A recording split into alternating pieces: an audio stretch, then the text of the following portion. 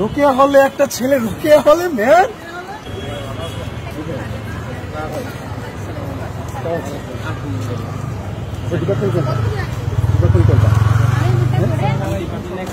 কোনটি কোন সেশন? 21-22 কোন? হ্যাঁ, রোকেয়া হল। রোকেয়া হলে একটা ছেলে, রোকেয়া হলে ম্যান। রোকেয়া হল, আপনি রোকেয়া হলে কেন থাকবেন? রোকেয়া হলে মেয়েরা থাকে। ঢাকা বিশ্ববিদ্যালয়ের আপুরা, আমি দুঃখ প্রকাশ করছি যে আমাদের এই ভাই কেন রোকেয়া হলে থাকে।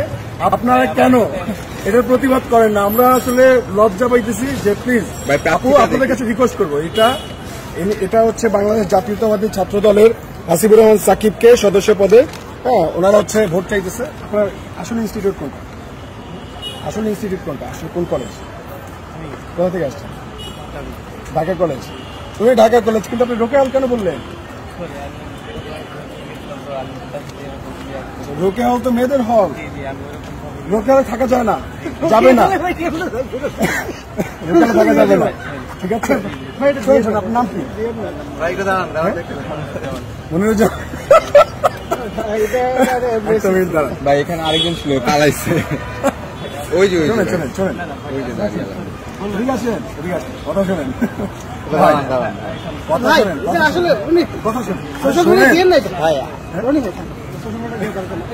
ডাকসু নির্বাচনে ভোটার কি ঢাকা কলেজের শিক্ষার্থীরা?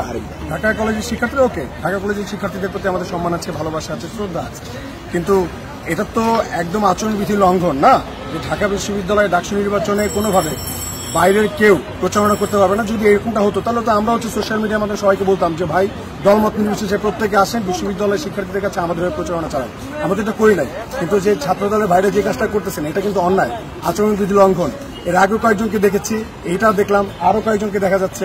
তো আসলে ক্যাম্পাস যদি হচ্ছে আপনারা বহিরাগত মুক্ত করার ঘোষণায় না দিতে পারেন, এই ক্যাম্পাস যদি হচ্ছে আজকে এই অবস্থা, আজকে আপনারা হচ্ছে ক্যাম্পাসে প্রচারণা চালাইতে বহিরাগত নিয়ে আসছেন, সামনে নির্বাচনের দিন দেখা যাবে যে কৃত্রিম লাইন আপনারা তৈরি করবেন, তারপর হচ্ছে এমন কিনা হয় যে আপনারা ভোট পিটাইতেছেন আওয়ামী লীগের মতো। এটা আসলে একটা ঘৃণিত কাজ, আমরা এটা নিন্দা জানাচ্ছি। এখন চিফ রিটার্নিং অফিসারের কাছে যাব এবং এই যে ছাত্রদলের বাইরে যে কাজগুলো করতেছে এটা আসলে জানান দেওয়া দরকার ঢাকা বিশ্ববিদ্যালয়ের প্রত্যেকটা শিক্ষার্থীকে, যেটা একটা বহিরাগত এসে ঠিক আছে সে বলতেছে সে রোকেয়া হলে থাকতেছে, এরকম যদি অন্য মানুষের কাছে সে বলে এটা কি মেসেজ বাংলাদেশের কাছে পৌঁছাবে? ব্যাপারটা বুঝতে পারতেছেন?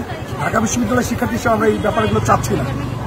এটা আমাদের বোনদেরকে অসম্মান করা হয় যে আপনারা যারা ছাত্র দলের বাইরে আছেন এই ব্যাপারটা একটু সতর্ক থাকে। আমাদের বোনদেরকে অসম্মান করার কোনো রকম অধিকার আপনাদের নাই।